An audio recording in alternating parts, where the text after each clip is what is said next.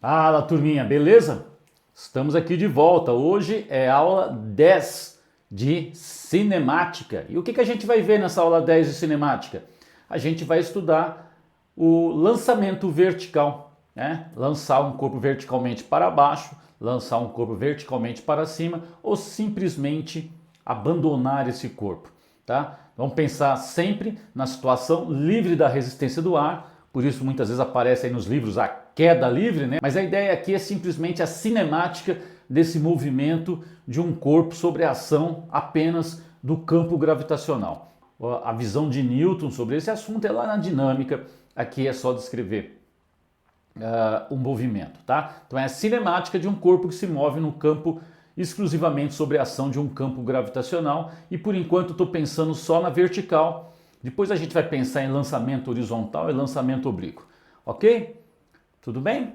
Então, sem mais delongas, vamos lá para a nossa aula. Vamos para a aula do lançamento vertical.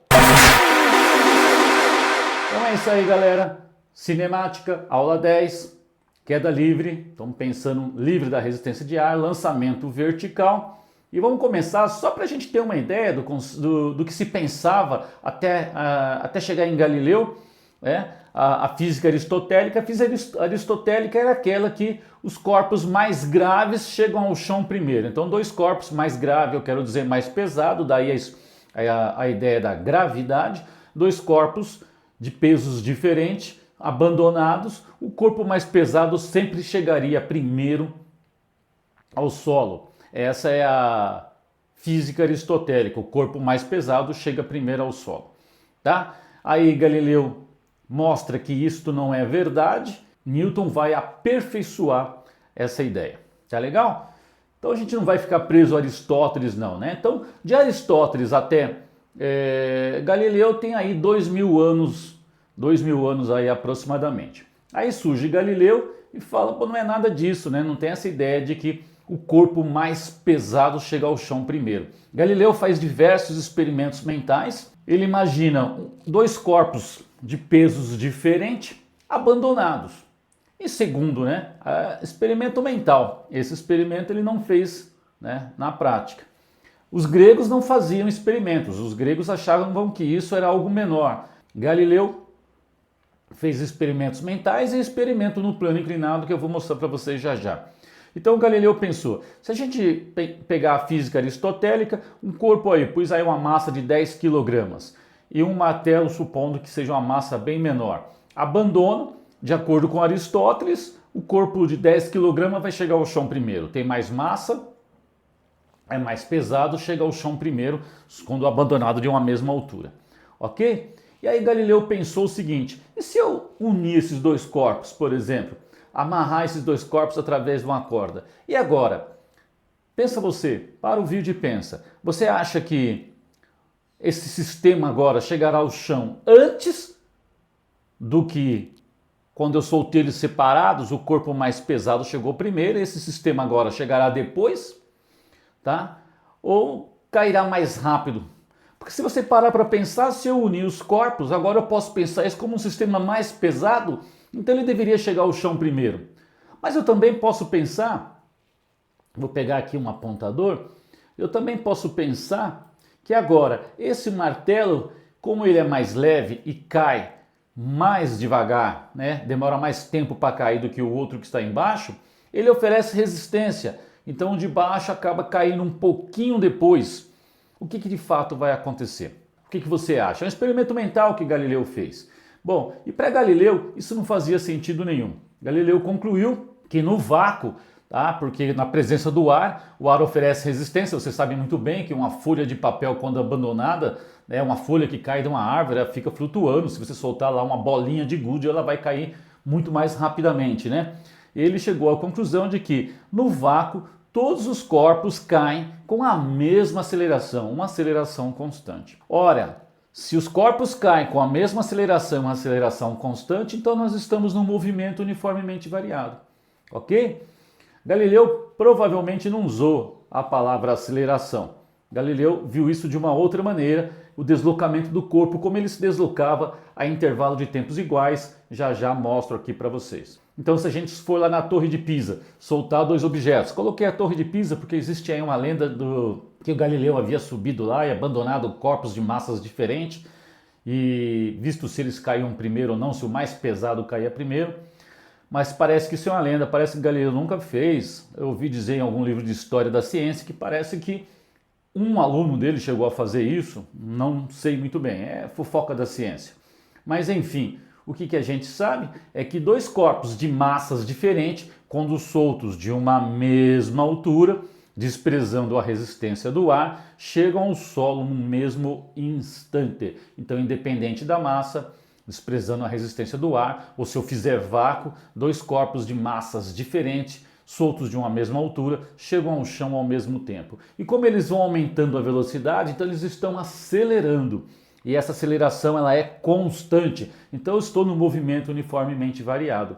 É isso que nós estamos estudando aqui. Então eu uso as equações que a gente já viu aí no nosso curso de cinemática até agora, até a aula 9, essa é a aula 10. Tá? Esta aceleração a gente passa a chamar de G, né? Todo o corpo cai com a mesma aceleração. Essa aceleração é a gravidade e a gente chama ela de G, e o valor dela é em torno de 9,81 metros por segundo ao quadrado. E a gente adota quase sempre, na maioria dos exercícios de física, como 10, né? A gente arredonda para 10. Mas vamos lá. Eu vou mostrar aqui para vocês um vídeo da BBC, onde o cara vai soltar lá uma bola de boliche e penas dentro de um laboratório de vácuo da NASA e verificar que no vácuo a pena e a bola de boliche vão cair junto com a mesma aceleração. É um vídeo bastante interessante, eu vou mostrar aqui só uns trechinhos para vocês, depois vocês procuram lá e vê o vídeo inteiro, é um vídeo bacana depois para você ver. Então aqui está, o cara está soltando uma bola de boliche e pena, ele abandona elas, a bola de boliche muito mais pesada, no formato que recebe menos resistência do ar, cai rapidamente, enquanto as penas, Now in this case, the feathers fell to the ground at a slower rate than the bowling ball because of air até resistance. chegar embaixo. Ok? Bom, o que vai acontecer agora aí? Eles vão pegar de novo essa pena, essa bola de boliche, colocar num dispositivo, levantar dentro desse laboratório, tirar todo mundo de lá, é óbvio, fazer vácuo, retirar o ar lá de dentro, não existe vácuo perfeito, mas isso é uma outra questão, e vai abandonar novamente essa bola de boliche e essa pena. Veja o que vai acontecer. E imagine que Galileu não podia fazer vácuo na época. Aliás, existia lá o que a gente chama de horror ao vácuo. As pessoas acreditava-se que nem seria possível se fazer vácuo. Então vamos ver agora de novo o vídeo com vácuo dentro do laboratório. Então agora subiu de novo o dispositivo, soltou lá, olha lá, a pena e a bola de boliche. Professor, mas está caindo mais devagar agora. Não, é que o vídeo está em câmera lenta, tá? O vídeo está em câmera lenta. A bola de boliche está caindo tão rápido quanto, né? Agora talvez um pouco mais por causa da resistência do ar em relação ao que caía anteriormente. Está mostrando devagar, você está vendo aqui, caindo junto a pena e a bola de boliche, está mostrando em câmera lenta. Ok? Então, no vácuo, todos os corpos, independente da sua massa, caem com aceleração constante, que é o nosso famoso 10 metros por segundo ao quadrado. Mas como é que Galileu estudou isso? Você imagina, na época, Galileu estudando o movimento em queda livre, mas sem relógio, sem poder usar relógio, não existia relógio.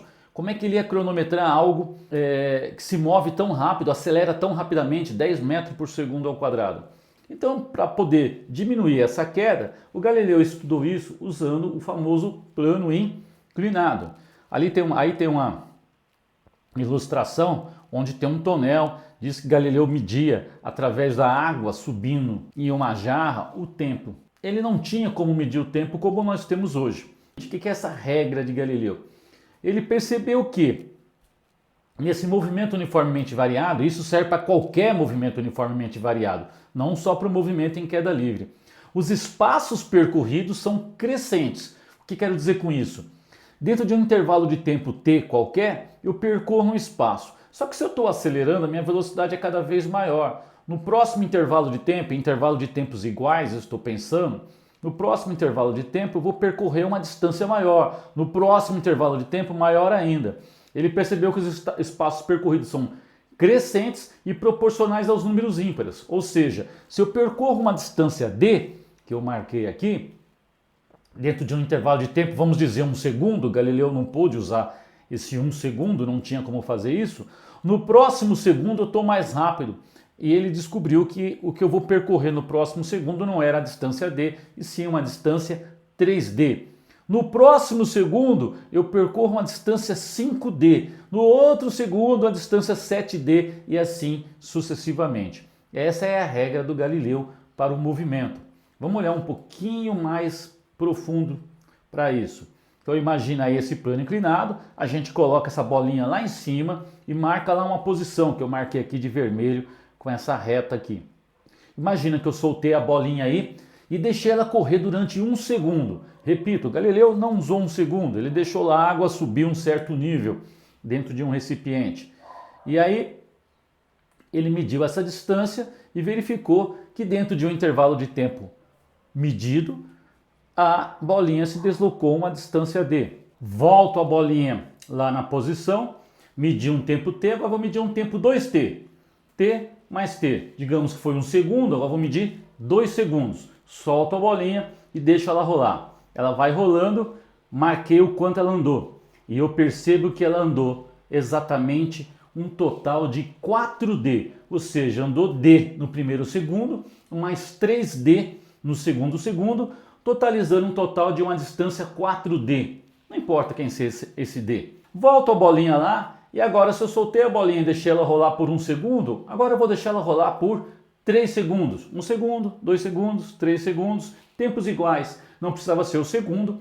Se você conseguisse fazer esse experimento, hoje a gente consegue, medindo intervalos de tempos de centésimos de segundo, décimos de segundo, você vai ter resultado exatamente igual a esse. Tá? Deixo a bolinha rolar agora 3 segundos e eu percebo que ela vai andar d, 3d e agora, o que seria aqui? 5d, os números ímpares. E se você soltasse novamente, ao invés de 3 segundos, 4 segundos, adivinha quanto que essa bolinha vai andar? Qual seria o total? Vamos ver aqui de novo. Vamos ver agora pensando de novo, olhando novamente para a regra de Galileu, imaginando que eu soltei o corpo lá de cima da Torre de Pisa. É lógico que agora o primeiro D é maior, né? Porque eu não estou no plano inclinado. No plano inclinado ela vem mais devagar. Agora eu estou na vertical e ela vai cair muito mais rapidamente, não é isso? Vai acelerar bem mais. Então agora ela vai andar, o primeiro D já é maior, mas a regra é a mesma. O que ela andar no primeiro segundo, no segundo segundo 3 vezes mais. Então imagina, eu soltei a bolinha, vou lá, pego a posição, medi 1 segundo e vou lá e meço essa distância e deu um valor D, tá? Então andou lá uma distância D. Se eu conseguisse medir quanto que ela andou no segundo segundo, no segundo segundo ela andou exatamente uma distância 3D, que é 3 vezes o que ela andou no primeiro segundo, totalizando, né, uma distância de 4D. Se eu deixar ela cair mais 1 segundo, obviamente que mais 1 segundo ela vai cair D, 3D, e agora, nesse terceiro segundo, no decorrer do terceiro segundo, ela anda uma distância 5D, totalizando 9D. E de novo, eu poderia fazer isso e deixar o objeto caindo. Como é que ficou a regra de Galileu?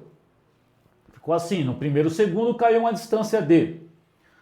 No segundo segundo, que distância que caiu? 4D.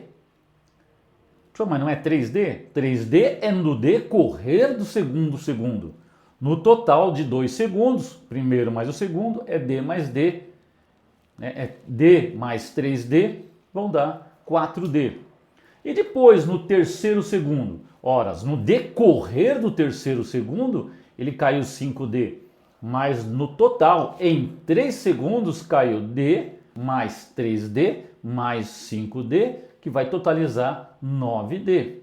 E Galileu percebeu algo muito sutil aí por trás. Não sei se você está percebendo. Se você está percebendo, você vai conseguir me responder. Em 4 segundos, quanto que ela teria caído? Ora, professor, é muito fácil, né? Se caiu D no primeiro segundo, 3D no segundo segundo. 5D, agora no quarto segundo vai cair 7D. Se eu somar tudo, 9D com mais 7D, 16D. Se eu souber quanto vale esse D no primeiro segundo, eu sei tudo, ok? Se você pegou a lógica mesmo, então você me diz aí, para o vídeo, me responde aí embaixo. Quanto que ele terá caído, pus lá embaixo, em 10 segundos? Se você entendeu a lógica, você responde facilmente, né? Veja, o que Galileu percebeu é que o deslocamento de um corpo em queda livre é proporcional ao quadrado do tempo. Se ele cai em 1 segundo d, em 2 segundos, quanto que é 2 ao quadrado? 4. 4d. Quanto que é 3 ao quadrado? 9. 9d. Quanto que é 4 ao quadrado? 16.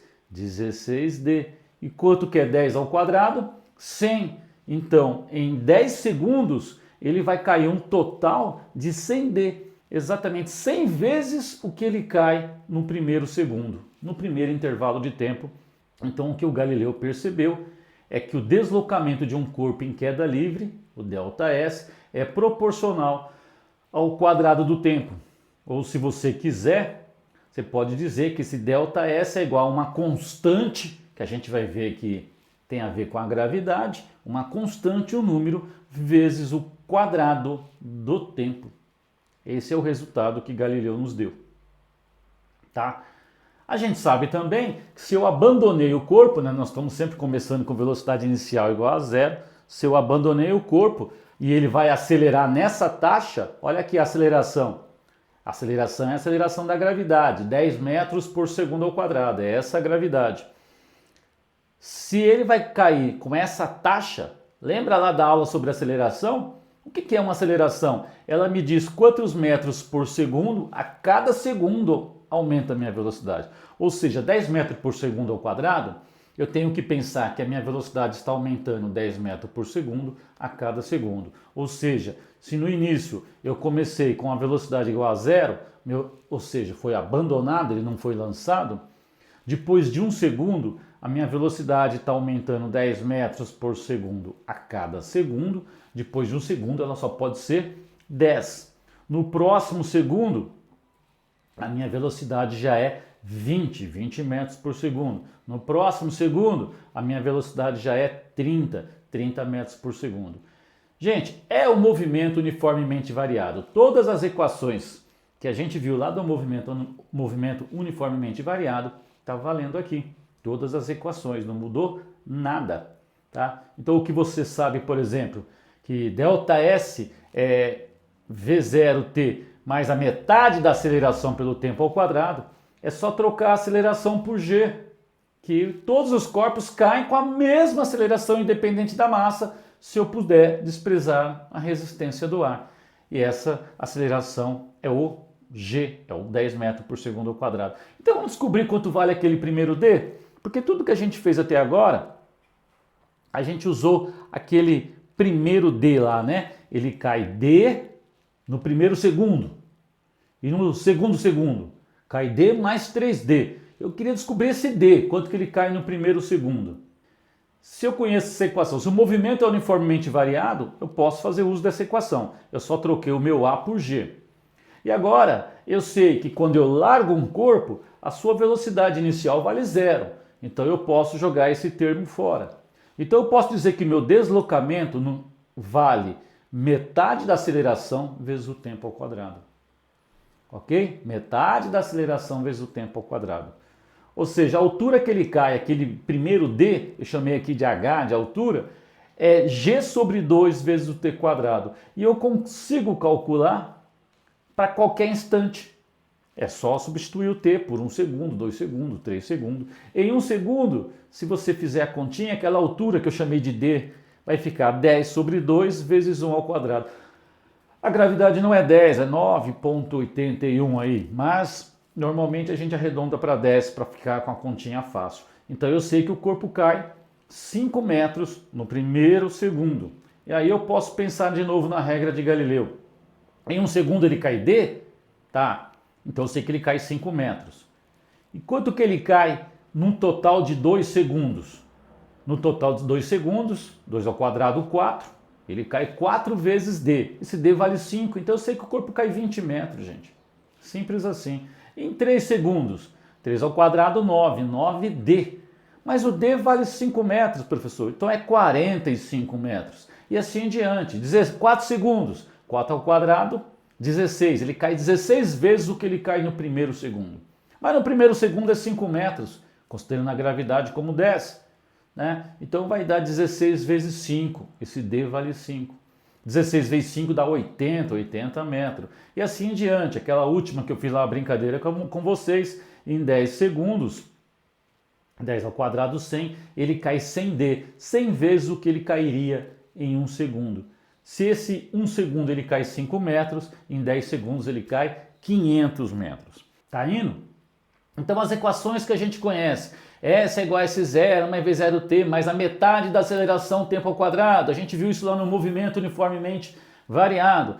Queda livre é um movimento uniformemente variado. Lançamento vertical no vácuo, ou quando posso desprezar a resistência do ar, é um movimento uniformemente variado. Então o que vocês chamam aí, que eu odeio, de vovô ateu, que a gente entendeu que não precisa decorar isso dessa maneira, dá para entender, mas se você assim quiser, troco o A por G e a equação está valendo. É a mesma equação. Ah, Torricelli, troca o A por G, é a mesma equação. Às vezes a gente vai fazer isso em exercício, vai ficar mais claro, tá? A próxima aula desse assunto, a aula 11 de cinemática, vai ser exercício. Às vezes o pessoal troca esse S, que é a posição, como eu estou na vertical, esse S é uma altura, eu posso trocar por H, H0. Às vezes eu ponho um eixo Y na vertical, aí eu troco por Y igual a Y0. São só letras, gente. O importante é o conceito. Esse ΔS, que é um deslocamento, como é na vertical, pode ser um ΔH, é uma variação de altura. Pode ser um ΔY, quanto eu andei num eixo Y. Isto não importa, a gente vai ver isso em aplicação. E na hora de aplicar, a gente tem que tomar muito cuidado com uma coisa chamada referencial. Referencial. A gente tem 2 referenciais possíveis para estudar um movimento na vertical. Eu posso pegar um referencial como esse que eu desenhei para vocês, apontando para cima. O que é um referencial apontando para cima, professor? É quando eu pego a minha régua, ok?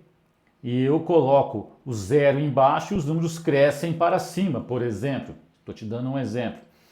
O que quer dizer um referencial para cima? É que crescem os marcos, as posições são crescentes para cima. Mas um objeto pode ser lançado para cima ou para baixo, tanto faz. Eu posso ter um referencial para baixo. O que significa um referencial para baixo? Que eu coloquei meu 0 mais para cima e os números crescem de cima para baixo. É esse a ideia de um referencial para baixo. Tá legal? Vai ficar mais claro em exercício, aula 11. Aqui é só o conceito.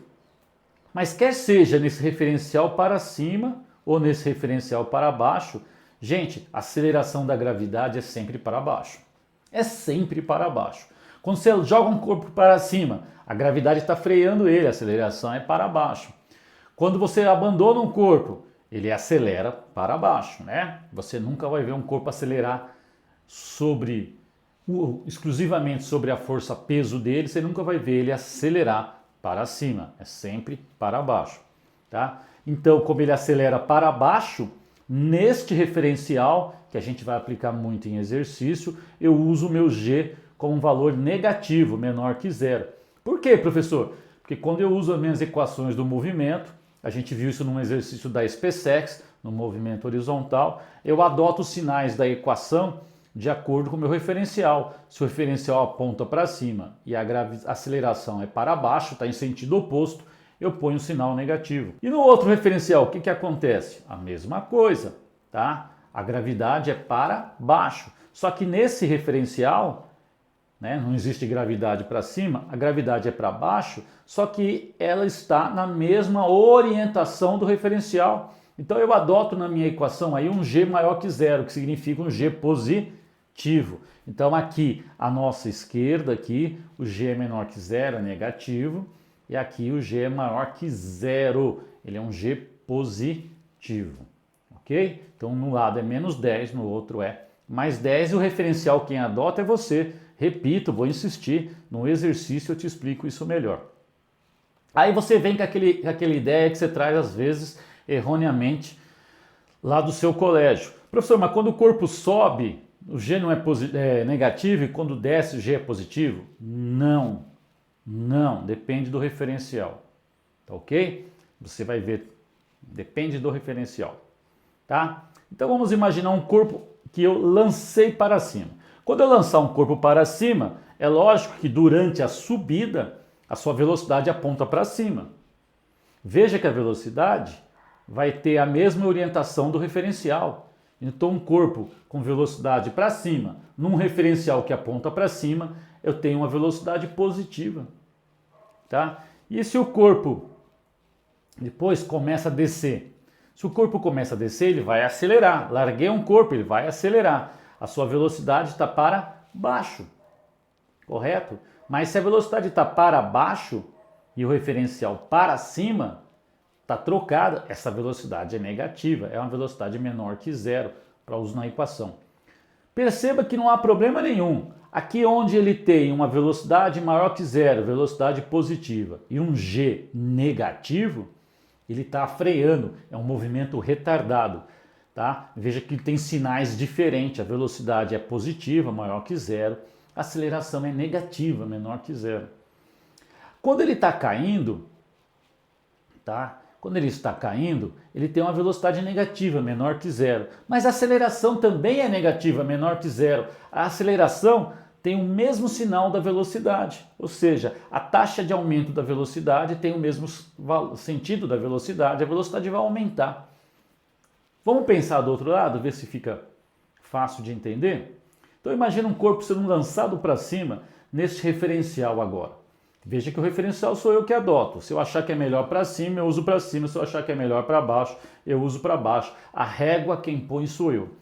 Imagina que eu lancei ele para cima, então ele vai ter uma velocidade menor que zero. Por quê, professor? Ora, a referencial aponta para baixo, o corpo está subindo, velocidade para cima, trocada menor que zero. A minha aceleração, nesse caso, ela é positiva. Então eu tenho velocidade negativa, aceleração positiva. Está trocado de novo, tá? O sinal. Então ele vai estar freando, é um movimento retardado. Você sabe muito bem, quando você joga o objeto para cima, ele vai retardando o movimento até parar. Bom, e se ele tiver lançado para baixo ou abandonado, simplesmente largado, ele tem uma velocidade para baixo, que neste referencial está condizente. Velocidade tem a mesma orientação do referencial. O que quer dizer que a minha velocidade aqui é positiva, maior que zero. Só que a minha aceleração também é positiva nesse referencial, maior que zero. Então a aceleração está a favor da velocidade. Então nós temos aí, neste caso, um movimento acelerado. Tá legal? A próxima aula é exercício, mas já vou deixar um aqui para você pensar. Né? Se você acha isso confuso, deixa para você pensar, eu abro a próxima aula resolvendo esse exercício. Esse exercício eu tirei desse livro aqui, que é um livro do ensino superior, né? Um livro do Moisés Nussensweingen. Eu tirei dele, mas é um exercício que podia ser muito bem do ITA, da AFA, da EFON. Aliás, tem exercício do ITA, da AFA e do EFON, da EFON, que é exatamente igual a esse. É alguma mudança na contextualização, mas enfim, a ideia é exatamente a mesma. Vou ler com você, mas vou deixar aqui o exercício para você. Eu abro a aula 11 resolvendo isso. Ele diz assim: uma bola de vôlei impelida verticalmente para cima, né? Imagina que o jogador lá no vôlei deu um mergulho, conseguiu dar um tapa na bola e jogou ela para cima verticalmente. Tá? A partir do ponto próximo ao chão, tão próximo ao chão, desprezo o tamanho da bola, que eu considero que a altura do centro de massa da bola é zero, está lá no chão. Né? Desprezo o tamanho da bola. A física é a arte de medir e de aproximar, gente. Tá? Então, dou um tapa na bola, ela sobe verticalmente. Ela passa pela altura da rede 0,3 segundos depois. Né? Então o cara foi lá, bateu na bola, a bola começou a subir. Na hora que ele bate na bola, eu solto o cronômetro. 0,3 segundos depois, ela passa pela altura da rede, subindo. Aí ela sobe, atinge uma altura e vai descer. E volta a passar por ela, pela altura da rede, descendo 1,7 segundos depois do arremesso. Entendeu? O cara dá um tapa na bola, ela sobe, passa pela altura da rede, 0,3 segundos depois do tapa que ela tomou. Subiu, atingiu uma altura máxima, voltou, está descendo, passa de novo pela altura da rede, 1,7 segundos depois daquele tapa que ela recebeu. Aí tem 3 perguntas. A. Qual é a velocidade inicial da bola? Assim que eu dei um tapinha nela, qual é a velocidade que ela ganhou? B. Até que altura máxima ela sobe? Como referencial o solo. C. Qual é a altura da rede? Então 3 perguntinhas para você aí, eu abro a aula 11 resolvendo esse exercício. Tá legal? Galera, curte, compartilha, se inscreve no canal, tô aí no YouTube, tô no Instagram, de vez em quando colocando alguma coisa por lá. O Facebook quase ninguém dá mais uma olhada por lá, também você pode me encontrar. Tá legal? Então, próxima aula, resolvendo o exercício. Valeu, abraço para vocês, até mais. E um feliz 2025, estou gravando esse vídeo exatamente no dia 6 de janeiro de 2025, uma segunda-feira, voltando aí depois de alguns dias. Fui!